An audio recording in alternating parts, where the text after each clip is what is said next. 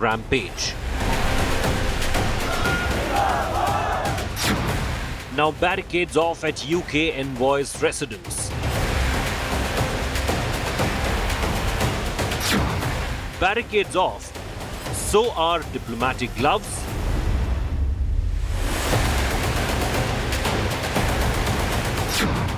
Decoding India's big message to the UK on 5 Live.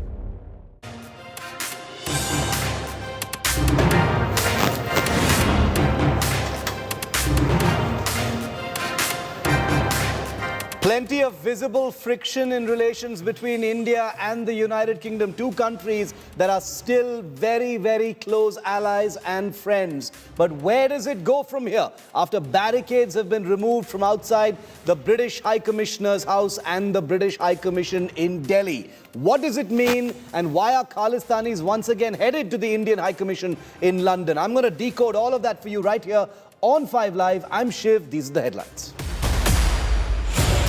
Police on the trail of escape vehicles and disguises as hunt for fugitive Amritpal Singh continues for over 97 hours. Police grill his wife Kirandeep at his residence.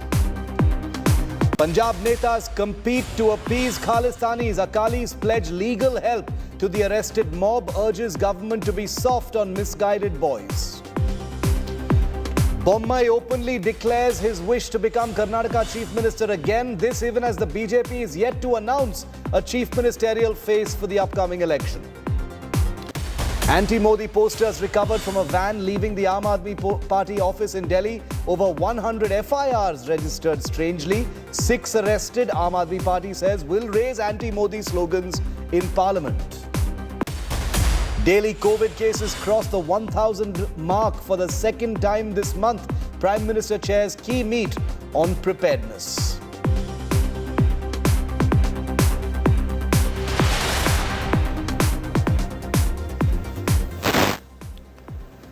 Barricades have been removed from outside the British High Commission in Delhi and also the British High Commissioner's residence in Delhi. All seen unofficially as a security downgrade, as retaliation for the complete lack of action by the London police to protect the Indian High Commission on Sunday when Khalistani thugs attacked and then destroyed, vandalized and pulled down the Indian flag from the High Commission. Here's what the High Commission looks like usually with barricades, and here's what it looks now without the barricades. The barricades have been removed, and all of this in a span of just a few hours. This is India sending out a message to the United Kingdom. Take a look. What the outside of the British High Commission looks like on a normal day, and what the outside of the British High Commission looks like now. The bright yellow Delhi police barricades, unmissable symbols of VIP security in the national capital, have vanished since Tuesday night. A silent but obvious response to the attack by Khalistanis on the Indian High Commission on Sunday. The barricades which deny access are gone for the moment. Around 10:30 p.m. yesterday night, the barricades from in and around his residence was removed, and official confirmation from the MEA or the Delhi police and other security apparatus agencies is still awaited. But this is right now being perceived as India's response to the Khalistani attack that took place in the Indian High Commission in UK, and this is being perceived as a downgrading of security from all British establishments in the country. Significantly, barricades have also been removed from outside the official residence of British High Commissioner Alex Ellis. The British High Commission tells India today that it does not comment on security matters, though High Commission sources confirmed they were aware of the barricade removal and it was being perceived as a security downgrade. The government has been tight-lipped on the barricade removal, but the move triggered this political attack from celebrity BJP leader Khushbu Sundar at her former party. The last time India removed embassy security to register its anger was in 2013, when concrete barriers were removed from outside the US Embassy in Delhi after Indian diplomat Devyani Khobragade was strip-searched following her arrest in New York City. 10 years later, the barricade Badla has pointed at the British High Commission. The question is, will the India-UK diplomatic friction intensify, or has London received the message loud and clear? With Shreya Chatterjee in Delhi, Bureau Report, India Today. Okay, I want to go across now to our reporters. We have Gaurav Sawant with us. We have Lavina Tandon live with us from London. We have Neha Suryavanshi also live with us from London, from right outside the Indian High Commission, where a Khalistani protest is likely to take place in just a short while from now. Gaurav, I want to come to you, straight to you first, Gaurav.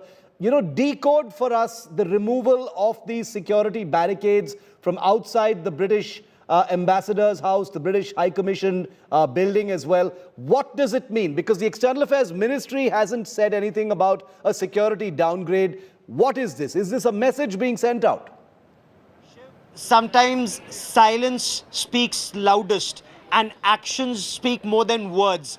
India has repeatedly asked the United Kingdom to at least have basic security as per Vienna Convention for Indian diplomats and the Indian mission in the United Kingdom. Now, our mission has been targeted repeatedly. You'd recall, Shiv, whether it was protests against Article 370 after the abrogation of Article 370 or Citizenship Amendment Act, or very recently just on Monday, and this is where the Lakshman Rekha was crossed when the tricolour, an attempt was made to desecrate the tricolour. It was one brave official of the Indian High Commission who actually went in harm's way to retrieve the tricolour, and these goons, these Khalistani goons, they hit him, they hit his hand repeatedly with whether it was a stick or a sharp-edged weapon. He suffered injuries. He had to be taken to hospital. So India is saying that you cannot do that. There are basic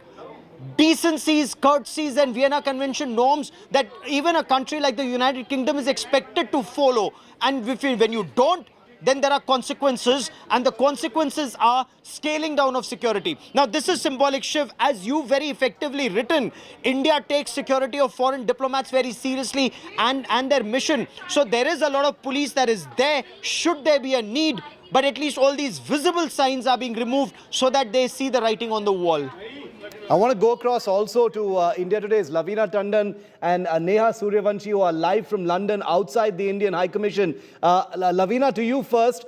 You know, has there been any reaction, official or unofficial, from your sources about these barricades being removed from outside the British High Commissioner's residence and the British High Commission in Delhi? Any reaction? Because, you know, it's a subtle move, but it's also not very subtle.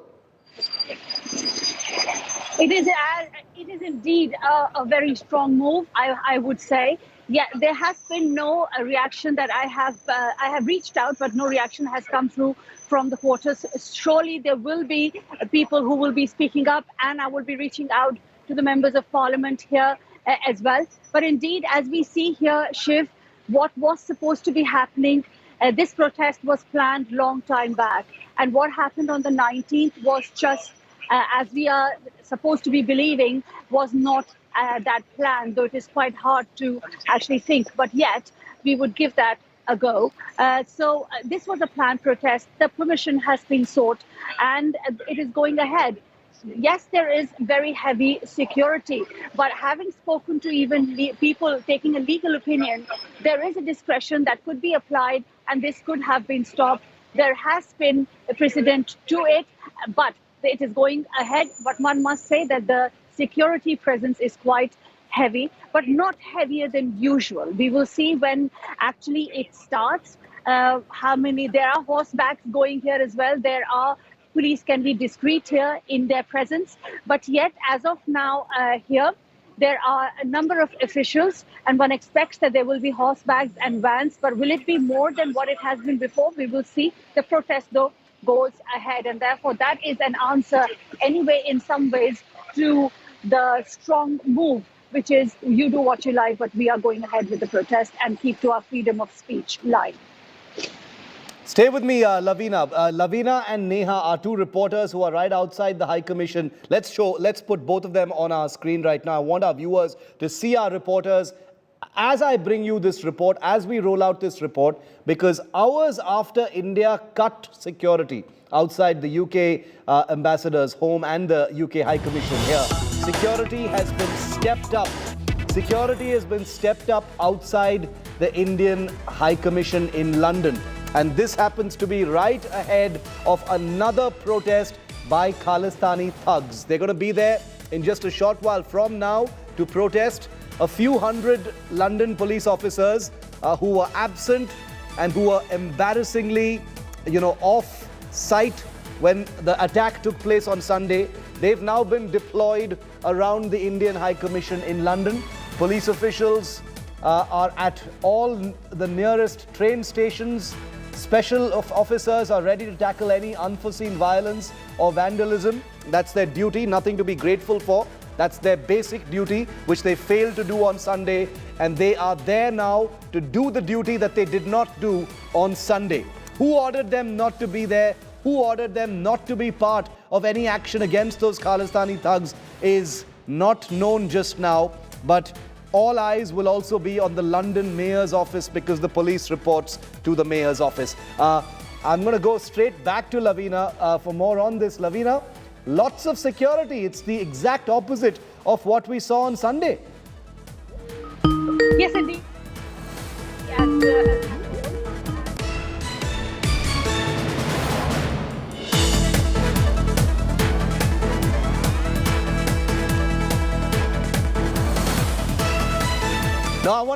No, I want to stay with Lavina. Let's get Lavina back. Is Lavina back with us? hello, I can hear you, Shiv. Yeah, go ahead, Lavina.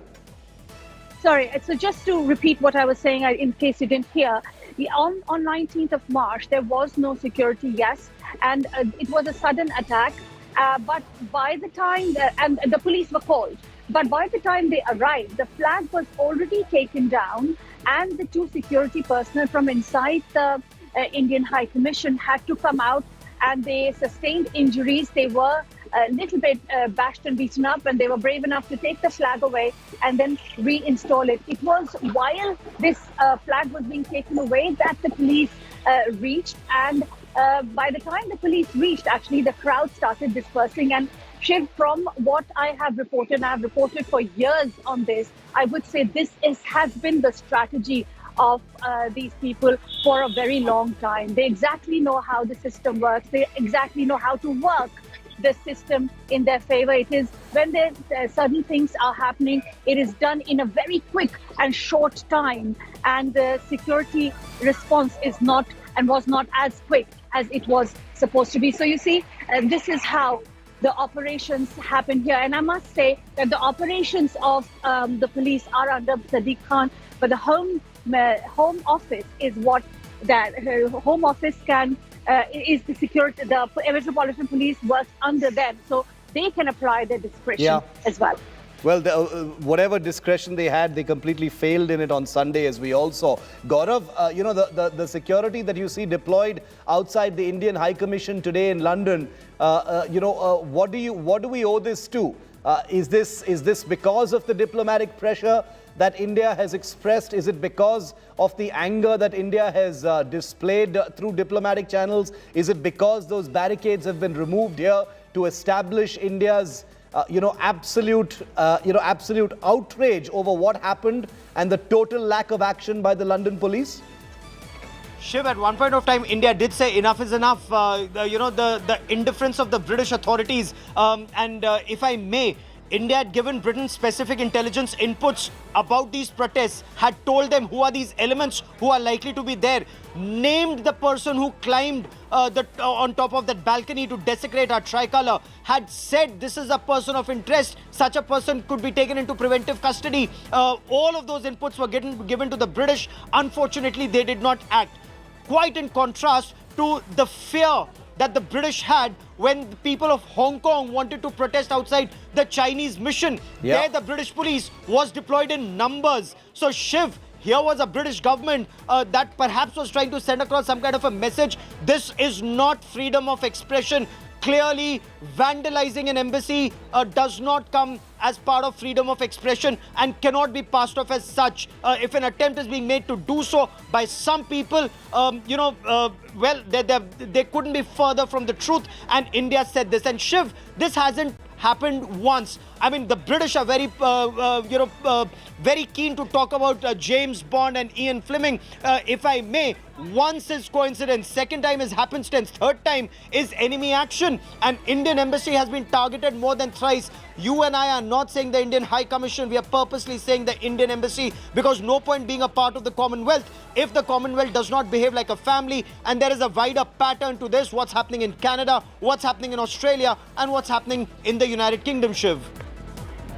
Okay, Gaurav, thanks very much for getting us the latest on that. We will go straight back to Neha and Lavina once those protests start. Viewer, I want to tell you that I will be showing you pictures of those protests, because I want the world, I want India to see what is being facilitated outside the Indian High Commission despite what happened on Sunday. You can call it freedom to protest, you can call it pre-planned, pre-arranged, whatever it is. The fact is, this same group, or the people who owe allegiance to this same useless cause of Khalistan, which is never going to take root in any part of the world, these same thugs damaged our embassy, endangered our people, and pulled down the Indian flag. I'm not one for symbols, but I can tell you for sure right now that I see a British hand and complicity in permitting this protest to happen just 4 days after same Khalistanis mounted violence against the Indian High Commission. I want that to be remembered as we cover and bring you pictures of those cowards in just a short while from now. Meanwhile, well, Khalistanis in London and Khalistanis, or at least Khalistani wannabes here in India. The clock is ticking for nearly 100 hours now for fugitive Khalistani thug Amritpal Singh, whose true colors as a runaway, a bhagoda, a coward, are now fully visible to the entire world and most certainly to the people of Punjab. The Platina motorcycle that Amritpal Singh was fleeing away from has been found abandoned about 45 kilometers away from the city of Jalandhar. Meanwhile, the police are at Amritpal Singh's residence and have questioned Amritpal's wife, Kirandeep, in connection with alleged foreign funding for his nefarious activities on Indian soil. Take a look.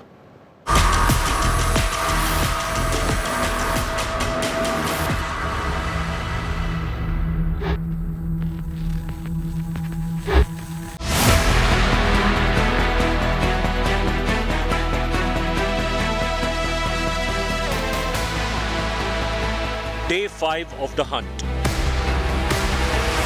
Police and security agencies on the lookout for the fugitive Khalistani ideologue who may have undergone any of these possible makeovers. Clean-shaven or bearded with different styles of turbans and attire.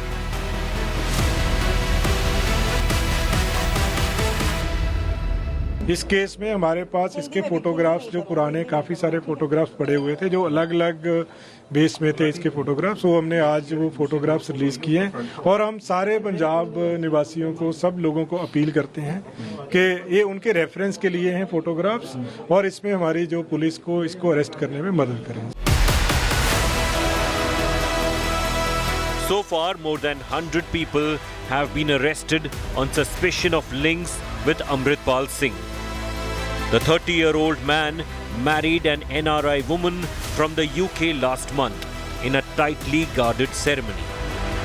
On Wednesday, police questioned his bride, Kirandeep Kaur, at their village home in Amritsar district. Amritpal Singh's mother was also questioned. Police recovered the bike that Amritpal was seen riding pillion while escaping. The getaway motorcycle was found abandoned 45 kilometers from Jalandhar, along a canal. India Today has accessed footage of Amritpal Singh giving police a slip on Saturday. From switching cars to fleeing on a motorbike after an intense chase through Jalandhar district, caught on surveillance cameras. Police in Rajasthan and Uttarakhand in action. 7 people questioned in Sri Ganganagar in Rajasthan. Search operations on along the Nepal border in Uttarakhand. Posters of Amritpal Singh and his wanted aides put up in key localities in the hill state. The dramatic unravelling of a separatist in less than a year after his theatrical appearance in the Sikh religious sphere. With Kamaljeet Sandhu, Manjeet Sehgal, Arvind Ojha and Satyendra Chauhan. Bureau Report, India Today. Well, the politics has obviously peaked in Punjab over this ongoing crackdown against fugitive Khalistani thug Amritpal Singh. It was politics that allowed Khalistanis and militants in Punjab to take root in the 80s. And the same politicians from the same parties are doing the same thing now, with the exception of the Aam Aadmi Party being added to the mix. Well, along similar lines, now the Congress and the Akali Dal have called pro-Khalistani backers as misguided youth. And under pressure, Bhagwant Mann government, which was sitting on its hands previously but is cracking down now, has questioned if the opposition is against tough action on Amritpal Singh. And I say it again here. Whatever tough action is being taken, it requires everyone's support. So why aren't the Akali Dal and the Congress party getting in line?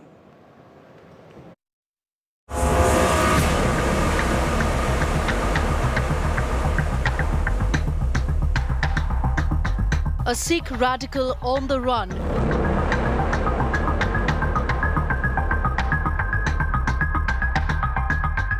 An 80,000 strong police force in manhunt.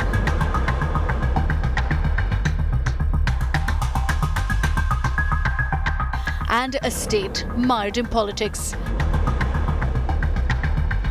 That is Punjab today. As the search for Khalistani fugitive Amritpal Singh continues, the political parties in the state are fishing in troubled waters. The Shiromani Akali Dal has called a crackdown on the Varis Punjab Day chief and his supporters extra constitutional action. The party has pledged legal support to all the youth arrested in the operation. ਅਸੀਂ ਸੱਚਾਈ ਦੇ ਨਾਲ ਆ ਵੀ ਕਿਸੇ ਨਾਲ ਧੱਕਾ ਨਾ ਹੋਵੇ ਸਿੱਖਾਂ ਦਾ ਮੁੱਦਾ ਹੈਗਾ ਸਾਰੇ ਸਿੱਖਾਂ ਦੀਆਂ ਭਾਵਨਾਵਾਂ ਦਾ ਮੁੱਦਾ ਹੈਗਾ ਉਹਦੇ ਤੇ ਕੋਈ ਵੀ ਇਦਾਂ ਦੀ ਕਿਸੇ ਨਾਲ ਧੱਕਾ ਨਹੀਂ ਹੋਣਾ ਚਾਹੀਦਾ ਨਹੀਂ ਕਿਸੇ ਤੇ ਵੀ ਕਾਰਵਾਈ ਹੋਣੀ ਆ ਉਹ ਕਾਨੂੰਨ ਦੇ ਦਾਇਰੇ ਦੇ ਵਿੱਚ ਰਹਿ ਕੇ ਇਹ ਨਹੀਂ ਵੀ ਇਦਾਂ ਦੇ ਐਕਟ ਲਾ ਕੇ ਅਸੀਂ ਇਹਨਾਂ ਨੂੰ ਬਾਗੀ ਬਣਾ ਦਈਏ ਠੀਕ ਆ ਉਹਨੂੰ ਉਹ ਢੰਗ ਸਹੀ ਹੋਣਾ ਚਾਹੀਦਾ ਵਾ ਜੇ ਕੋਈ ਕਾਨੂੰਨ ਦੀ ਉਲੰਘਣਾ ਹੋਈ ਹੈ ਕਿਤੇ ਤਾਂ ਉਹ ਕਾਨੂੰਨ ਦੇ ਦਾਇਰੇ ਦੇ ਵਿੱਚ ਰਹਿ ਕੇ ਉੱਤੇ ਕਾਰਵਾਈ ਹੋਣੀ ਚਾਹੀਦੀ ਨਾ ਕਿ ਇਸ ਤਰ੍ਹਾਂ ਦੇ ਐਕਟ ਲਾ ਕੇ ਨੈਸ਼ਨਲ ਸਿਕਿਉਰਿਟੀ ਐਕਟ ਲਾ ਕੇ ਅਸੀਂ ਇਦਾਂ ਦਾ ਮਾਹੌਲ ਕ੍ਰੀਏਟ ਕਰੀਏ ਪੰਜਾਬ ਦੀ ਸ਼ਾਂਤੀ ਬਹਾਲ ਰੱਖਣੀ ਜ਼ਰੂਰੀ ਆ The Congress too has promised support to who they are calling misguided youth. Legal aid उनसे पूछ लेना चाहिए कि किसको दोगे जो खालिस्तान के नारे लगाते हैं उनको भी लीगल एड देंगे जिन्होंने अजनाला क्राइम किया जो मेन मोहरी थे उनको देंगे जिनके पास से हथियार पकड़े गए उनको देंगे कि जो इनोसेंट यूथ है जो लोगों ने जो इसकी मदद करता था फेसबुक पे था जिनको उठा के थानों में बंद कर दिया 751 में 27 तारीख तक बंद कर दिए उनको देंगे अगर तो इनोसेंट यूथ को देना चाहते तो मैं भी उनके पक्ष में हूं हम भी उनकी मदद करेंगे The Bhagwat Mann government is holding firm. It says the crackdown on Khalistanis is supported by the people of Punjab. पहले कह रहे थे पकड़ो ये सारे कह रहे थे अकाली दल भी कह रहा था कांग्रेस भी कह रही थी अब अगर हमने हिम्मत की हमारी पार्टी ने और जो बिल्कुल अब एक नैरेटिव जो है वो सोशल फैब्रिक को ख़राब करने की कोशिश की जा रही थी तो वो नैरेटिव हमने मान साहब की सरकार ने मान साहब ने एक हिम्मत की है और ये एक्शन लिया है सबको सपोर्ट करनी चाहिए इनके आप ना निकाल लो 2 हफ्ते पहले हफ्ता पहले निकाल लो ये क्या कह रहे थे इसके बारे हमें कह रहे थे निकम्मे लोग हैं इनसे एक्शन नहीं हो रहा अब हमने किया एक्शन तो कह रहे हैं The Narendra Modi government has warned against any politicization of the issue. उसका जितना कसूर है उसको उतनी सजा मिलनी चाहिए देश के तिरंगे का अपमान करने वालों के साथ अपने आप को जोड़ते हो अरे सिख पंथ का इतिहास देश को जोड़ने वाला है सिख पंथ का इतिहास देश के लिए कुर्बानी देने वाला है केवल वोटों के खातिर आप धर्म की आड़ लेकर भावनाओं के साथ खेलने का प्रयास करोगे मुझे लगता है ये कामयाब नहीं होंगे The police have cast their net wide for Amritpal Singh. They hope to nab the separatists soon. A state that was ravaged by terror in the 80s is wary of any politics over the issue. Bureau Report, India Today. Very quick break here on the news. On the other side, daily COVID cases crossed the 1,000 mark for the second time this month. I know exactly how you're feeling. Is there another wave coming? Well, unlikely, but the Prime Minister is chairing a key meeting on preparedness. We'll update you on that right after this break. Stay with us.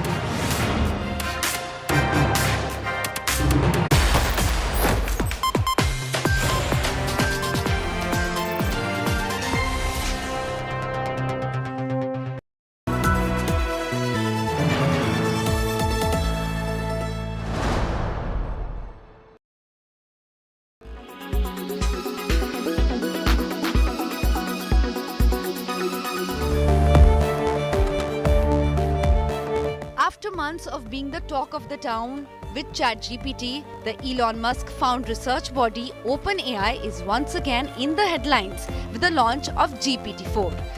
And though this does seem like a step towards a digitalized world and progress, it actually is causing fear and tension around the world. The parent company, OpenAI, itself has stated that the chatbot is capable of hallucinating facts and can make reasoning errors. And though both ChatGPT and GPT-4 have passed some of the toughest competitive exams in the world, they cannot process real-time information and keep up with current events. The information that is fed into these chatbots remains dated, as it was trained in 2021. Artificial intelligence taking over jobs and eventually the human race has been a debate that's been going on since time immemorial. But clearly, this stands as a testament that AI is still not there yet. With AI making factual and reasoning errors, the question is, will it ever take over human jobs? Will it ever replace humans? Well, clearly remains no. I mean, I'm a little worried about the stuff. I think it's something, I don't know, which we should be concerned about. I don't know, I think we should need some kind of like regulatory authority or something that's overseeing AI development and just making sure that it's operating within the public interest. And, you know, it's quite a dangerous technology. And I fear I may have done some things to accelerate it. Once a supporter of AI, Musk has now become rather cautious. In another tweet that showcased GPT's score on the SAT exams, Musk exclaimed that with rise of AI, there will be nothing left for humans. However, the IT industry has seemingly dismissed fears of an AI takeover. It's very good. What it's going to do is it provides you a certain knowledge, and then you can show your creativity, your smartness, your innovation by operating in the next orbit. Bureau Report, Business Today Television.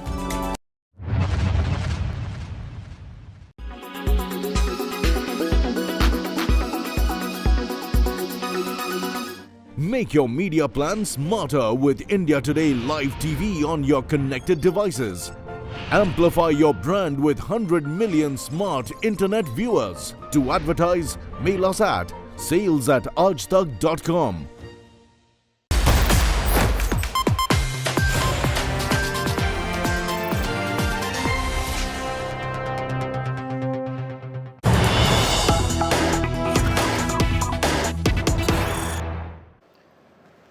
Prime Minister Narendra Modi is holding a high-level meeting today to review India's COVID situation. Cases of COVID infection have risen in some states in the last few weeks. Last week, the Health Ministry wrote to 6 states asking them to focus on new clusters where cases are surging. Today, India recorded 1,134 new cases, while the active cases jumped to just over 7,000. It's the second time this month that the daily fresh cases has crossed the 1,000 mark. Well, the situation isn't dire, of course, but it has been seen to be serious enough for the Prime Minister to convene a meeting to take stock of the COVID situation and to assess any possible preparedness issues going forward. We'll update you on that meeting when we hear more from our reporters. But on the other side of this break, as the big fight for Karnataka gathers steam and the campaign begins in earnest, suspense has gripped the Congress camp over just where former Chief Minister Siddaramaiah will be contesting from. He's got his heart set on Kolar, but the Congress isn't very keen. We'll tell you why on the other side.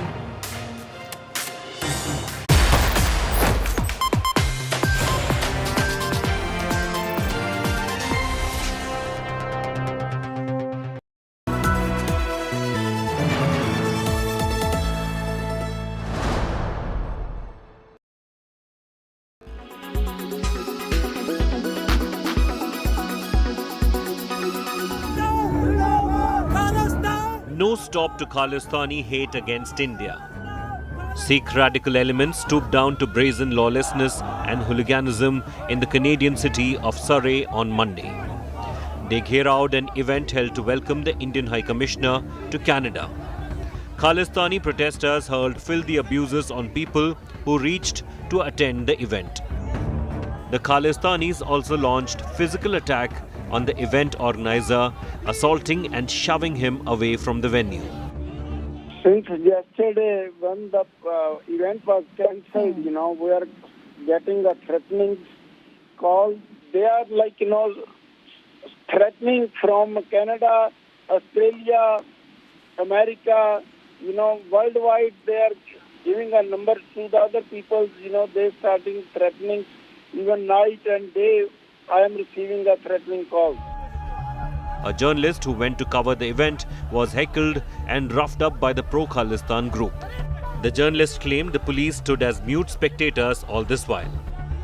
A group of pro-Khalistani supporters, they, disturbed all that event. They blocked that event and they will start protesting over there. When I reached to those protesters, I told them, I want to go in. They refused to let me go in. They were just, very aggressive in the slogans. They were using abusive words. The attack in Canada comes a day after Khalistanis went on the rampage in London and San Francisco, vandalizing missions there and pulling down the tricolour.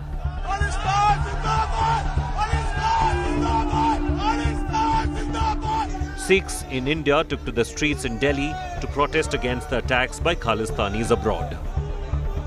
कोई चीज़ प्राप्ति करनी है तो आप अपने system से आइए, ना कि एम्बेसी में जाके उसका निशान साहब इंडिया का जो झंडा है, तिरंगा है, उसको हटाकर अपना लगाने से उससे कुछ नहीं होने वाला। संविधान के अंदर हम विश्वास करते हैं, हमारा देश का झंडा है, हम इस देश के झंडे के लिए मर मिट सकते हैं, हम इसको झुका नहीं सकते। The Narendra Modi government has alleged an ISI link to the Khalistani groups. ये लोग ISI के एक इंस्ट्रूमेंट के तौर पर बन चुके हैं और ये लोग इतने ऐसे हैं कि तुरंत ISI इनको खरीद लेता है या उनको पथभ्रष्ट कर देता है। इसी तरह से ISI चाहता है कि भारत को हम परेशान करें। While Khalistani attacks against Indians are not new, they seem to have increased ever since the Punjab police launched a manhunt for Khalistani fugitive Amritpal Singh. Bureau Report, India Today.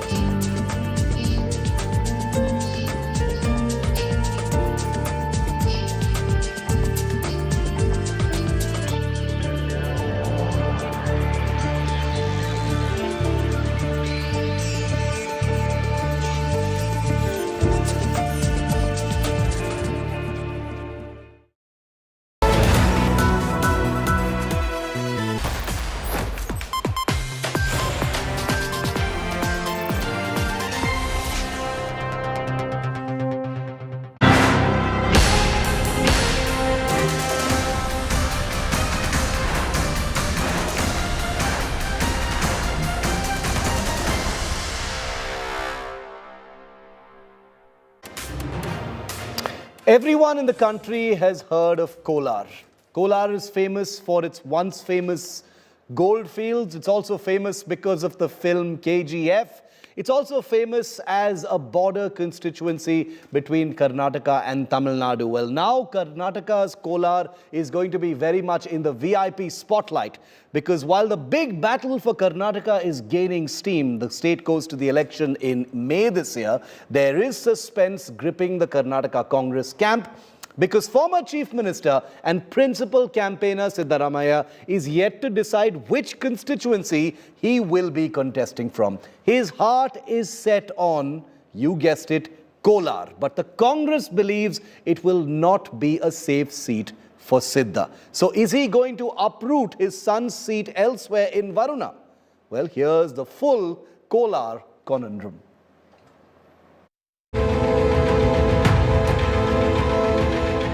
Suspense grips the Karnataka Congress over former Chief Minister Siddaramaiah's seat in the upcoming assembly elections.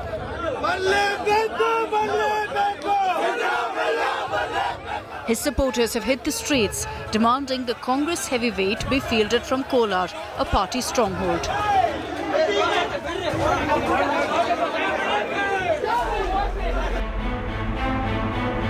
The Congress High Command feels Siddaramaiah will be tied down to Kolar and can't campaign in 224 seats. The BJP and JDS will put up a fight and make sure Siddaramaiah doesn't leave Kolar constituency to campaign across Karnataka.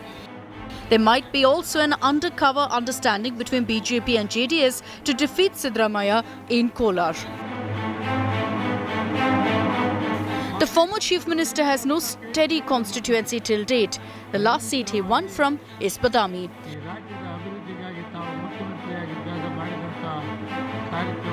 Another seat has been thrown into the mix now, Varuna in his home district of Mysuru.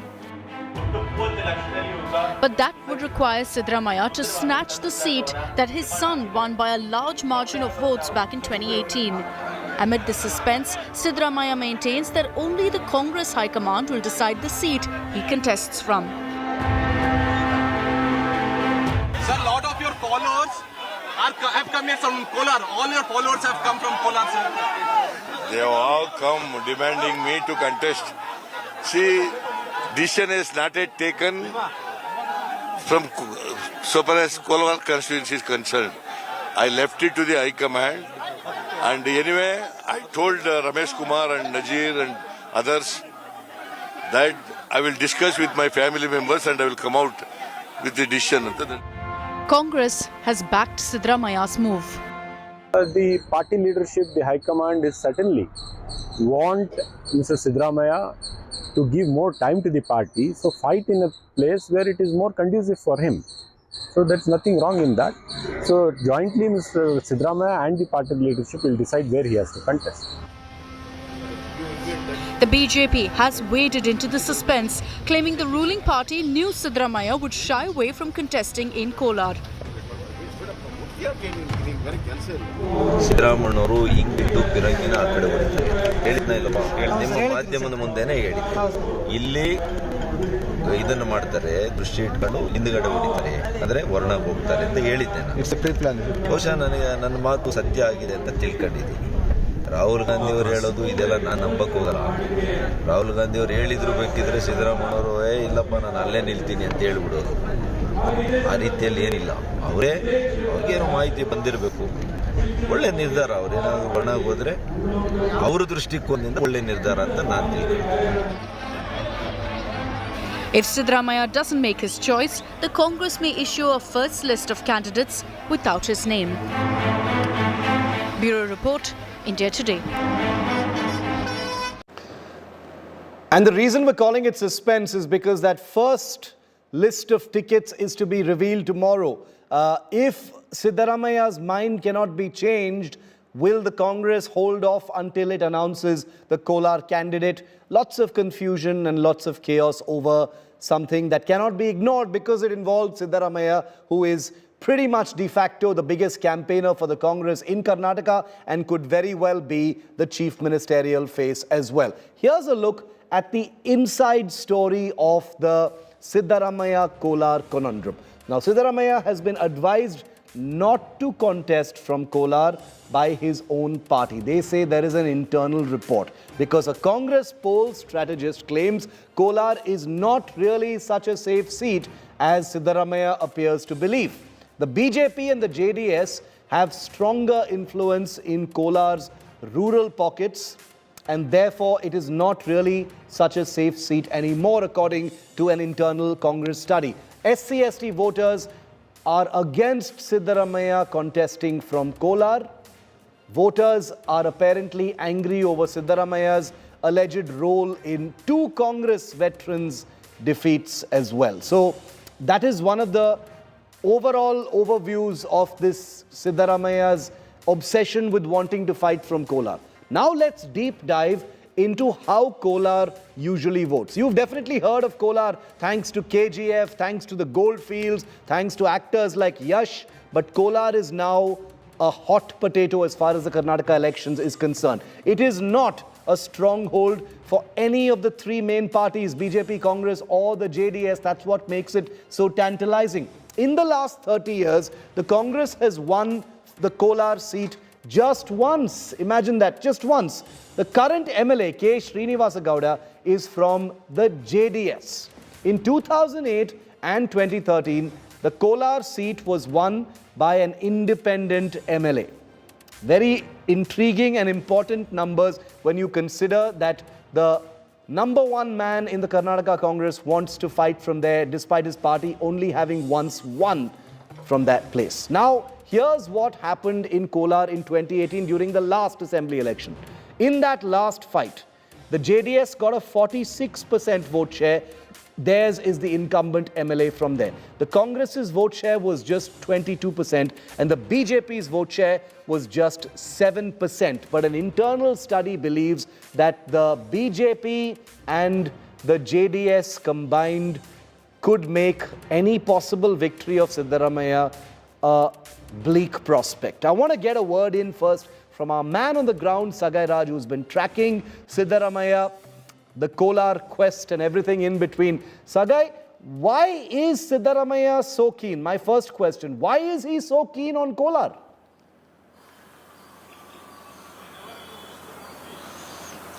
Shiv, if you notice that it is hometown and his fort is Varuna, but Varuna is being given away to his son, and that is the reason he is looking for a different constituency.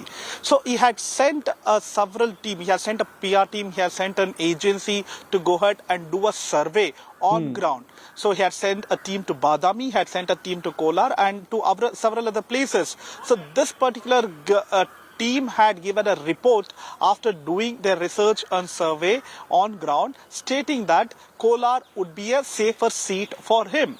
Yeah. And what is the reason Siddaramaiah gave to people in the Badami, stating that it is very far for him to travel to Badami. It takes more than 1 or 2 hours even to come on a private charter. Yeah. And Kolar is very close. It is very near to Bengaluru. So that is the reason it is close by for him. So these were the reason given to him. But still, for his son, as well as for his seat, he has done a survey and later on he has decided. And end of the day, it might be one of those selfish motives of Siddaramaiah, saying that he cannot take the seat away from his son, who is already an MLA from his fort, that is Varuna constituency, but he himself looking for other constituency, a safe seat where he can go ahead and contest.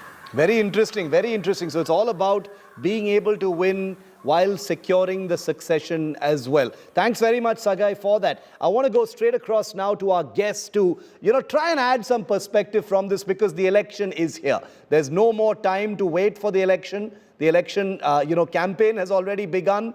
The dates will likely be announced by the end of this month, and in May will be the campaign and the results. So there's no time to lose for any party. Decisions are to be made by tomorrow. The Congress may announce tickets in 125 seats as well. So this is a big week to kick off this election coverage. Ramakrishna Upadhyay is a senior journalist. He's written a piece for India Today that puts into perspective this entire chaos and conundrum over Kolar. Lavanya Ballal, a well-known spokesperson of the Congress party in Karnataka. Madhu N. Rao is spokesperson of the BJP. Thanks to the three of you for your time and for being with me here on 5 Live. Mr. Upadhyay, coming to you first, just decode for us in simple terms, this sort of divergence between Mr. Siddaramaiah's own internal study saying that Kolar is where he should fight from, and the Congress's internal study saying, no, you may lose from there. What's going on?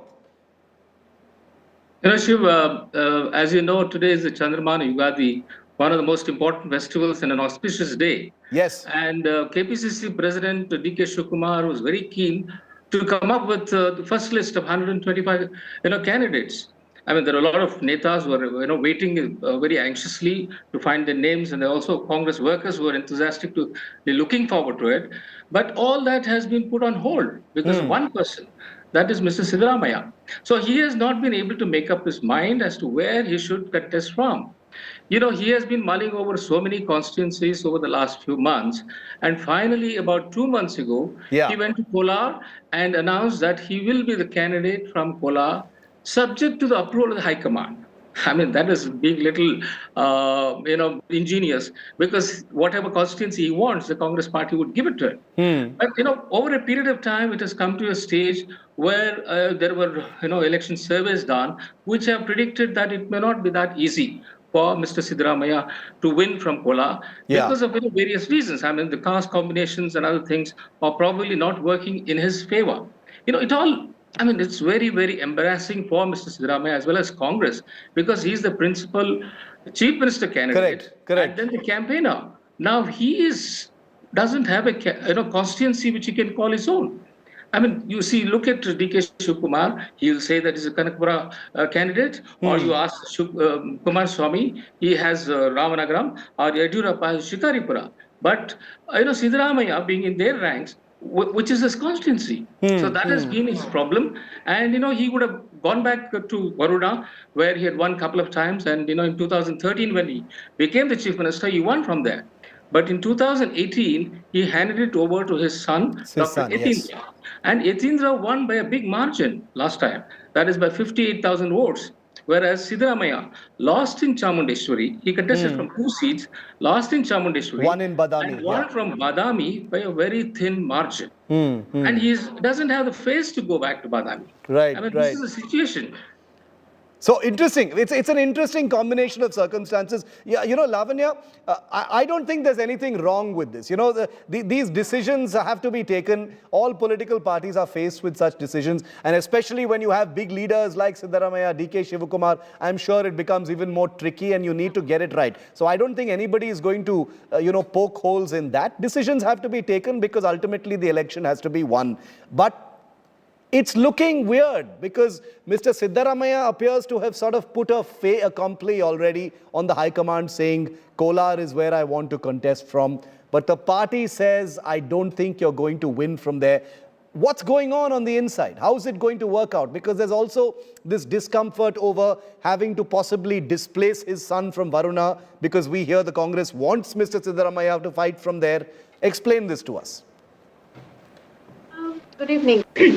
Siddaramaiah ji wanted to, he has once, I think, expressed in the media that he would be willing to contest from Kolar, but also in the recent meeting, the CEC meeting that happened in Delhi, he was given an option. I heard that there are multiple options open for him across the state, and he's still not decided where he wants to contest from.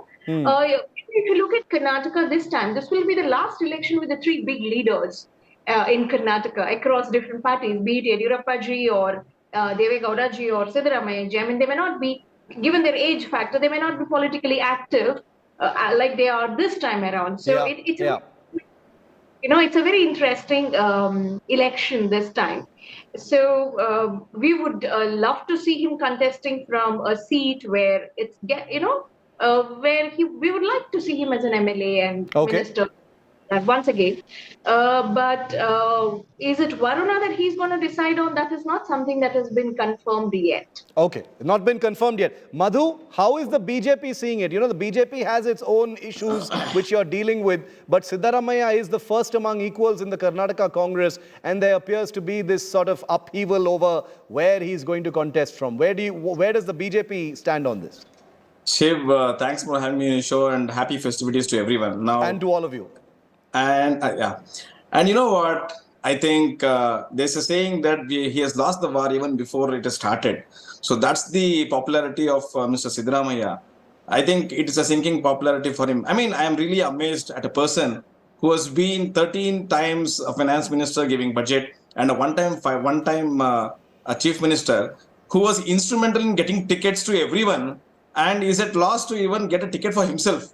There is as a political opponents, of course, it is for us to say that yes, it is an internal matter of the Congress party. But having said so, okay, looking from a perspective of a political opponent, of course, we want him to be defeated. There's no doubt about it. You know what? There is a faction among the Congress party itself who doesn't want to see him win. I just want to bring in. Just give me a minute's time.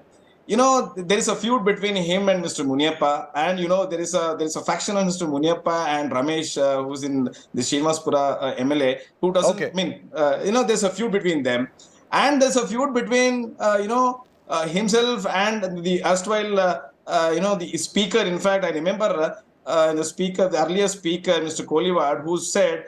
After the 2018 fiasco for the Congress when they lost it, he told, Siddaramaiah is such a person that he should not be even given a post in AICC. So this is the popularity of the Siddaramaiah at present. But now, let me say this. I think for a person who has, been a chief minister, if he's not able to get a seat, I think it really gives a wrong message. Of course, for the BJP, we're really happy that he's not able to gain a ticket. Okay. But one thing is for sure, one thing is for sure, kindly remember, this was the same Siddaramaiah who went to Kolar. He told, yes, I want to contest from here, but subject to AICC's approval. And of all, even before getting AICC's approval, those seats, there was a war room which was opened and which was inaugurated. Because I'm out of time, I'm going to give Lavanya just 20 seconds because she had her hand raised. Lavanya, some of your tickets are going to be announced tomorrow. Last word to you, 20 seconds.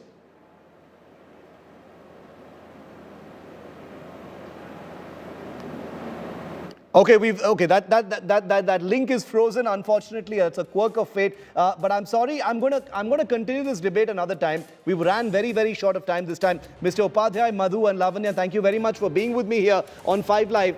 Tomorrow is when those tickets are going to be announced. We'll have to wait and see whether Mr. Siddaramaiah's name is there as well. That's a name we're going to be mentioning a lot in the run-up to this election. Thanks for watching. 6 p.m. Prime with Akshita comes up next. The big poster war between the Aam Aadmi Party and the BJP in Delhi.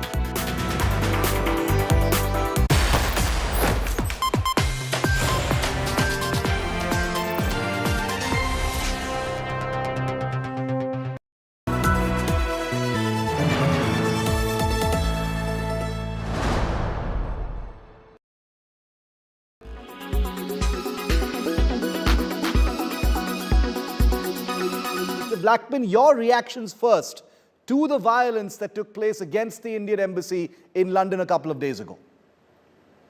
Very sad that it's because of these terrible attacks on the commission. The reality is that obviously when I saw this, I was horrified because for 2 reasons. One is that that people were attempting to break into the commission in the first place. And secondly, there appeared to be no police presence at all outside. And indeed, my concern and my thoughts are with the injured security guards in the commission. I think there's 2 of them were injured.